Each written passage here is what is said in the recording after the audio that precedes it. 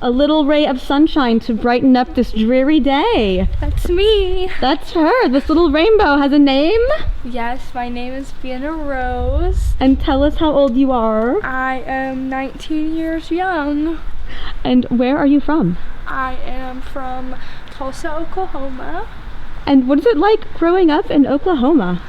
It's pretty boring, I'd say. I think that's what you hear from a lot of people from Oklahoma. There's not a lot to do there other than fight, fuck, and eat. I mean, there's a lot of good food there, I will say that much. What kind of food? Just all kinds of like comfort foods, good stuff. My mom used to make all kinds of food. She would lots of fried stuff, fried chicken, fried french fries. They have queso there and they don't have queso here, which is very strange. So take us back to growing up in Oklahoma. What kind of girl were you growing up? I'd say I was very kind of shy and innocent, but at the same time I was very much like a dirty little pervert in my own sense. I was, like I said, I was shy, so I had a hard time kind of expressing that to people for a very long time. But I started masturbating when I was very, very young. Like, I think the first time I remember feeling something down there, I think I probably had to go pee or something, and I just like pulled up, like was holding myself, and it felt good. And I think from that moment on I was just addicted to that feeling. It got to the point where I was masturbating in my closet before school because my brother and sister were just like so up my ass. They always were nosy when we were little, so I'd have to sneak away to masturbate, and I would use the bristles of my hairbrush. I would use just about anything I could think of. I used to steal my mom's vibrator because I remember like she had me go get something from her room and I found a stash of toys and I found one that vibrated, and I don't know, it was like kind of natural instinct to just put it on my pussy. I mean, as strange as that sounds, it really came very natural to me. And so I just started masturbating, and I got so addicted to it. I was doing it at school. I would do it like in the bathroom between classes. I was just I have a problem. No, I can admit that. I don't think it's a problem. I think it's just you were naturally a curious young lady growing up. Right. And so my days were mainly filled with masturbating. And then when my mom would like be so, she would be so on my ass about it. Like I said, because I was stealing her vibrator. So I remember one time she said something along the lines of like, what am I going to tell your dad? Like we were having sex last night and she did. So I kept putting her in very awkward situations. I could only imagine what my dad had to have thought, like what was she doing with it? And lo and behold, I was the one who had it. And then so how did your mom find out you were using it? I think she came in my bedroom. I got to a point where even at that, I was too young to be spending that much time in my room, you know. So my mom was very much like, "What are you up to?" And she caught me more than once. And now that's why I think I look back now and I'm like, I'm surprised that you were surprised that I ended up doing porn, because I was always very sexual and just very perverted. And I remember I would like we'd be watching anytime I would find even like the slightest sexual situation, I would masturbate like crazy to it. We'd be watching TV, there would be sex or some kind of sexual innuendo, and I'm like diddling myself under the covers while the rest of my family is just enjoying this movie. I'm a sexual deviant. No, I think you're just a sexual girl. I'm sure a lot of boys did the same thing. Probably. Growing up. So where are some of the craziest places? You had mentioned school? Yeah, I did masturbate at school quite often. Okay, take us through that. Like, how would you set that up? And so I would just go ask my teachers if I could go to the bathroom, and I would like find a way to sneak it into my shirt, because that was when I was taking my mom's vibrator, and I would just like I said, sneak it into my mom's shirt, and I'd go to the bathroom and I'd masturbate.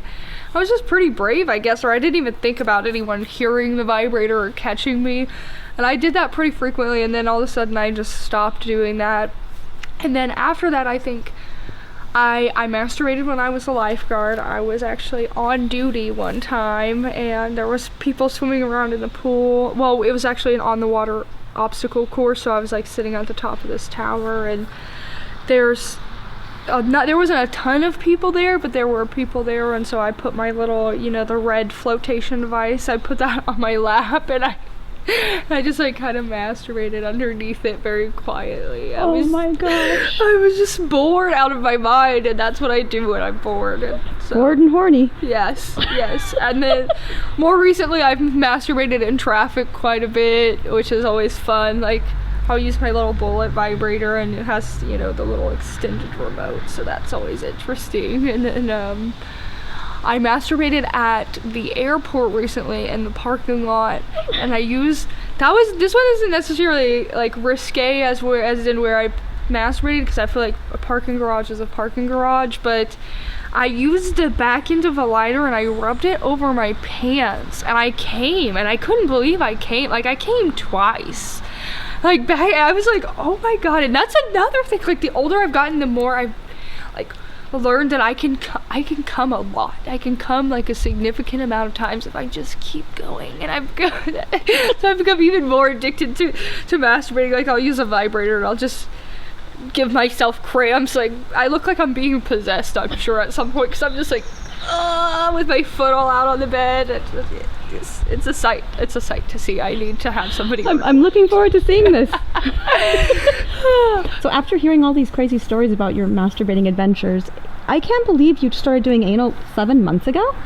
I don't know. I guess it was just one of those things where I was afraid it would be kind of messy, and I didn't want to embarrass myself, and I didn't want it to be too big. It's just such a small hole, you know. But I think after doing it a couple of times, I started to get more comfortable with it.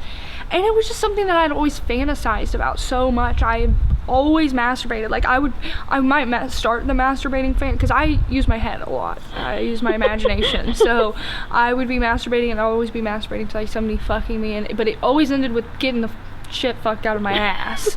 So I know that there's some part of me that really loves it. It just took kind of taking time to unlock it. So I did try to kind of explore on my own some, playing with a butt plug, but it was a different experience to have a dick in my ass. And like I said, it took a little bit of time to get comfortable and used to, but I'd say I do like it a lot now. You know, it's a fun part, and I'd say I come really hard when I'm getting fucked in the ass. So I prefer double penetration, if I'm being just completely honest, because it's like, ooh, I like being filled up. Ooh. I guess that's what I tell myself. I feel silly saying that, but I do. I like being like